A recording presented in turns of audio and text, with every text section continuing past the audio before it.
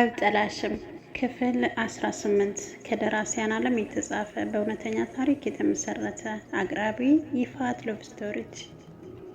አቡበከር ግን አሁንም ጥልቅ ሐዘን ስለሷ እየተሰማው ነው። ዝም አይደለም ጭምር።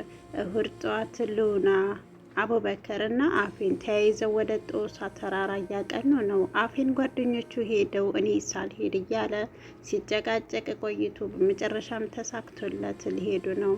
አቡበከርም ቢሆን የደሴን ከተማ ዙሪያዋን ሲመለከት ተራራው ነውና አንድም ቀን ተራራውን ጫፍ ላይ ሆኜ ወደ ታች ከተማዋን ማየት ሲል ተመኝቶ ነበር። ታዲያ አቡበከር አስቸጋሪ ቦታዎችን አፌንን እያቀፈ በመጨረሻም የተራራው ጫፍ ላይ ደረሱ። ካሰቡት በላይ ውብ ሆና ነበር ያገኙት። ድልድል ያለ ቦታ ላይ ተቀምጠው ወደ ታች እየተመለከቱ ነው። ሉና፣ አንድ ነገር ብትነግሪ ደስ ይለኝ ነበር ቀረ ካላለሽ። ስለ አፌን አባት ነው? እንዴት አወቅሽ? እኔ እንጃ። እሺ፣ የት ነው? ማን ነው? ስሙን እንኳቶ ምንም አይፈይድልህም። የተዋወቅ ነው የግቢ ተማሪ እያለው ነበረ። ብቻ ብዙ ነገር አሳልፈን ብዙ ነገሮችም ተቀይረው እሱም ቻው ሳይለኝ ጥሎ ይጠፋ። እና አሁን የት ነው እንዳለ አታውቂም? አላቅም። ለማወቅስ አልሞከርሽም? በፊት ላይ ሞከርኩ። ከዛ ግን ከሀገር እንደወጣ ሰማው። ለምን ብዬ ግን ማወቅ አልፈለግኩም። ከዛ የተሻለ ስለሱ ሀሳብ የለኝም። ቆይ ለምን? እንጃ። ምናልባት ፍራቻ፣ ምናልባት ስጋት። ታውቃለህ፣ በጣም አፈቅረው ነበር። ለሱ ስለ ለምን ዱንያን አሄራዬን አበላሸው። ታዲያ ለዚህ ምላሽ ክህደት ከሆነ ማሰብ አልፈለግም። ምናልባት ሌላ ወዶ ቢሆንስ? ምናልባት አስጠልቸው ቢሆንስ? ምናልባት ከመጀመሪያው ባያውቀኝስ? ከዛስ? ይህንን ሳቅ የእሱን ያንን ያህል መስዋዕትነት መክፈሌ በጸጸት ገደለኝ። ታውቃለህ፣ ስለ እሱ ማወቅ አልፈልግም። በቃ አልሆን ብሎት ነው። ይወደኛል ባይሆን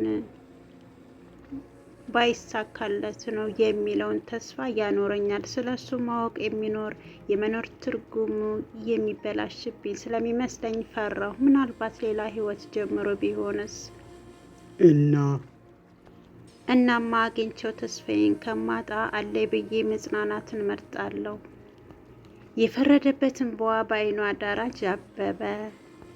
ግን ምን ያህል ይሆን የመጠበቅ ጥጉ? ምን ያህል ይሆን የተስፋ ዳሩ? ምናልባት በማግኘት ተስፋ ስንቶቻችን አተን ይሆን? በመጠበቅ ፋንታ ማግኘት ቢመጣ ይጣጣሙ ይሆን? እንጃ። የአቡበከር ትዝብት ነበር። በመካከላቸው ጸጥታ ሰፈነ። ሁለቱም ከተቀመጡበት ቁልቁል በሀሳባቸው ጥለው አንድ ላይ ተቀምጠው ለየቅል በሀሳብ ሰምጠው ተጉዘዋል። አቡበከር እኔ ምልሽ ግሉና፣ አንተ የምትለኝ ግን ከልባ ባይሆንም ፈገግ ለማለት ሞከረች። ከአፌን አባት ምኑን ነበር የምትወጅለት? መልሱን ለራሱ ነበር የፈለገው። ምናልባት በሱ ማንነት ውስጥ ራሱን ለመሸፈንና ለመቅረብ አሊያም ምን አይነት ባህሪ ትወዳለች ለሚለው መልስ ለማግኘት። እኔ እንጃ። ማንም ሰው ላይ ባየው የምጠላቸው ነገሮች ሁሉ እሱ ላይ ውበት ነበራቸው። እብደቱን፣ ድፍረቱን፣ ዝምታው፣ ጩኸቱን፣ ስክንነቱን፣ ፍጥነቱን፣ አሳቢነቱን፣ እንክብካቤዎቹን፣ ብቻ በአጠቃላይ የእሱ የሆነን ሁሉ እወድለት ነበር። እናቴ ስትወደኝ ሀሳቧ፣ ጭንቀቷ ሁሉ የለቀቃት ያህል በደስታና በሀሴት እንደተሞላች ነግራኝ ነበር። ስሜንም ሉላ ብላ የጠራችኝ ለእኔ እንደ ጨረቃ ውብ ነሽ ከሚል ደስታ ነበር። ምናልባትም ሀሳቧ ሰመረላት። ወንዶች ሁሉ ቀይ ሴትን ወደው በሚዝረከረኩበት ዘመን ተወልጄ በጠይምነቴ ግን ሁሉም የሚፈዝለትን ውበት ፈጣሪ ሰጥቶኝ ነበር። ፈጣሪ ይመስገን። ከልጅነቴ ጀምሮ ብዙ ወዳጆች ነበሩኝ። ሃይስኩል ላይ ደግሞ ነገሩ የምር ሆነና ወደ ፍቅር ጥያቄ አዘነበለ። በእናቴም በኩል ልጅሽን ለልጅሽ ብለው ደጅ እየጠኑ ነበሩ። ግን እናቴ አብዝታ እንድማር እንድቀራ ትነግረኛለች። ውበት ይህንን የሚባለው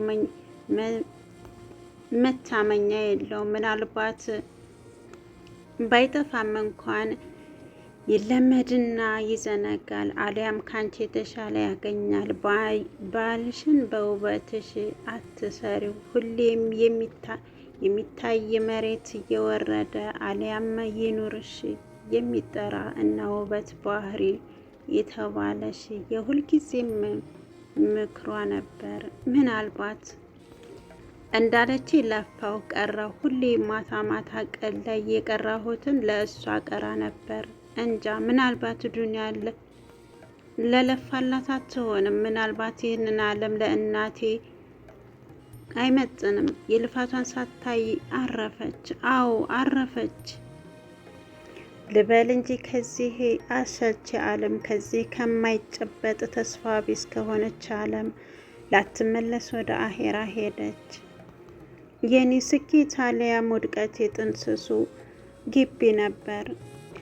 አንድ ልጅ ጋር ተዋውቀን ያኔ እኔ የ1 ዓመት ተማሪ ነበርኩ፣ እሱ ደግሞ የ4ኛ ዓመት ነበር። በተደጋጋሚ ካፌ ውስጥ እንገናኝ ነበር፣ ግን ትውውቅም ሆነ ሰላምታ አልነበረንም።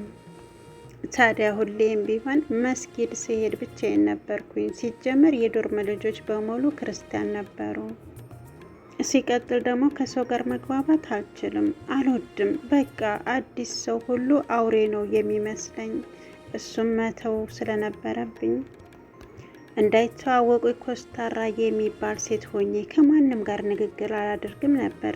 ታዲያ ከሆነ ጊዜ በኋላ ያንን ልጅ ብቻውን መስጊድ ሲሄድ አዩ ነበር። ከቀናት በኋላ ግን አጋጣሚ ሳይሆን ሆን ብሎ በሚመስል ሁኔታ ቆሞ ይጠብቀኝ ጀመር። በአጋጣሚ ሰላምታም ሲያቀርብልኝ አልመልስለትም ነበር፣ ግን እየቆየ ሲሄድ እየተግባባን መጣን። ግን ከኋላ ላይ የሰማሁት ልጁ ቁርአን ሀፊዝ እና መጠጥ ጠጪ መሆኑን ሰማሁ። ሁለት አብረው የማይሄዱ ማንነት የተላበሰ ሰው። የመጠጡ ጉዳይ ውሸት መስሎ ታየኝ። እንዴት መስጊድ እየተመላለሰ ይጠጣል? በዚያ ላይ ሀፊዙ ስለ ራሱ ማስተባበያ ሰጠው። የሆነ ቀን ግን አሚራችን ጠርታ እንደ ምክር ብጤ ነገረችኝ። ይቅርታ ኡክቲ እህቴ፣ ሰሞኑን በተደጋጋሚ ፉሃድ ጋር እያየሁሽ ነው። ዝምድና ወይም ትውውቅ አላችሁ? ከዚህ ቀደም በድንገት ስለነበር ትውውቃችንን እዚሁ ግቢ እንደሆነና ዝምድናም እንደሌለን ስነግራት፣ እንግዲውስ ይቅርብሽ፣ እሱ የታወቀ ዱርዬ ነው። በዛ ላይ ይጠጣል። በሴትም ላይ ያለው ግብረ አባርነት ስሙ ጥሩ አይደለም። አልዋሽሽም፣ ገና ግቢ ሲገባ የመስጊዱ አዘጋጅ ሀፊዝ ነበር። አሁን ግን ጥሩ ሁኔታ ላይ አይደለም ያለው። ተጠንቀቂ፣ ዱዓ ማድረግ ይሻልሽ ነበር አለችኝ። እኔም ያገኘሁትና የተባልኩት ስለተራራቀብኝ ይበልጥ ስለሱ ያለኝ ጉጉት እያየለ መጣ። ታዲያ ብቻዬን ካፌ ቁርስ ልበላ ስገባ እሱም ከጓደኞቹ ጋር ሆኖ አየሁት። እኔም የራሴን ወንበር ስቤ ብቻዬን ተቀመጥኩ። ብዙ ሳይቆይ እሱም መቶ ከፊቴ ተቀመጠ። ትንሽ ካወራም በኋላ በነገራችን ላይ ላወራ ፈልጌ ነበር። በደስታ ምንድን ነው? ስላንተ ጥሩ የማይባል ወሬ ሰማሁና ለማጣራት ፈለኩ። ለምሳሌ ምን ይሆን ሲል ግን የሆነ ድንጋጤ አይሉት ፍርሃት ፊቱ ላይ ነበር። ሴት አሳዳጅና ጠጪ ብሎም ሀፊዝ ነው ተባልኩ። ይህንን ብነግርሽ ክላስ ያልፍብሻል፣ ብዙ ነው። ባይሆን ከሰዓት እንገናኝና ላጫውትሽ፣ እኔም ሰሚ ይፈልጋለሁ። እሺ ብዬው ስልክ ተለዋውጠን፣ ምናልባት ያ ነው ትልቁ የህይወቴ ስህተት ነበር። ተደዋውለንም ተገናኘን። ያኔ ታዲያ ያለኝ ቤተሰቦቼ ሁለት ጎራ ናቸው። አባቴ የዱኛ ሰው ሲሆን እናቴ ደግሞ አብዝታ ፈጣሪን የምትፈራ ሴት ናት። ታዲያ ስናድግ በእሷ መንገድ አደግን። ግቢ እስክገባ ድረስ ሁሌም የእሷን መንገድ ብቻ እከተል ነበር። ታዲያ ግቢ ስገባ መጥፎ ጓደኞች ጋር ገጠምኩ። 1 ዓመት መስጊድ ባሳለፈም 2ኛው ዓመት ሲሆን ግን የዚያ ተቃራኒ ሆነ። እንሂድ ያሉ ቦታ ሁሉ መገኘት ጀመርኩ። ገንዘብም አይቸግረኝም ነበርና በገዛ እጄ ራሴን ገደልኩ። ሀዘን ፊቱን ሲወርሰው አየሁ። በጣም አሳዘነኝ። ታዲያ መሆኑ መስጊድ ገባ ነበር። እዛ ያሉት ሁሉም ግን እኔን መክሮ ከመመለስ ይልቅ ሀሜትና ማላገጡ ቀናቸው። ሁሉም ራቁኝ። መውጣት እየፈለኩ ግን አቃተኝ። አንዳንዴ መፈጠሬን እጠራለሁ። አውቆ አጥፊነቴ ያንገበግበኛል። ወዲህም የእናቴን ነገር ሳስብ ወደ እብደት ይዳዳኛል። ወጣትነት ያሸንፉኝ። የማልወጣውን አዝቅጥ ውስጥ ገባው። ልወጣ ስል ዘፍቆ ይጥለኛል። መመለሻውም ጠፋብኝ። አልዋሽሽም፣ አንቺን ሳይ ወደድኩሽ። በዛ ላይ የምታግዥ መስሎ ተሰማኝ። ዲንሽ ላይ ያለሽ ጥንካሬ ለእኔ በተረፈ ብዬ መጣ። ምናልባት መስጊድ የምገባው ከመሰለሽ ተሳስተሻል። አንቺን አድርሼ ነው ሁሌም የምመለሰው። የድሮ የጁማ አባሎችን የማይበት አይን የለኝም። እባክሽ ሉላ፣ አንቺም አትተይኝ። አይተሽ አትራቂኝ። እባክሽ አግዥኝ። ከልቤ ነው ያሳዘነኝ። ላግዘው ለራሴ ቃል ገባሁ። እሺ ብዬው ለእሱም ቃል ገባሁለት። አልጠላሽም ክፍል 18 የዛሬው ታሪካችን ይህን ይመስል ነበር። እስከ ቪዲዮ ፍጻሜ አብራችሁ ስለነበራችሁ እንዲሁም ሼር ላይክ እያደረጋችሁ ከጎኔ ለምታበረታቱኝ ክብረት ስጥልኝ እያልኩ የዚህ ቻናል ቤተሰብ ያልሆናችሁ ደግሞ ሰብስክራይብ በማድረግ የደወል በተናን በመጫን የዘወትር ቪዲዮ ተደራሽ የሆኑ ዘንድ በአክብሮት እጠይቃለሁ። ባይ። በሌላ ፕሮግራም እስከምንገናኝ ሰላማችሁ ይብዛልኝ።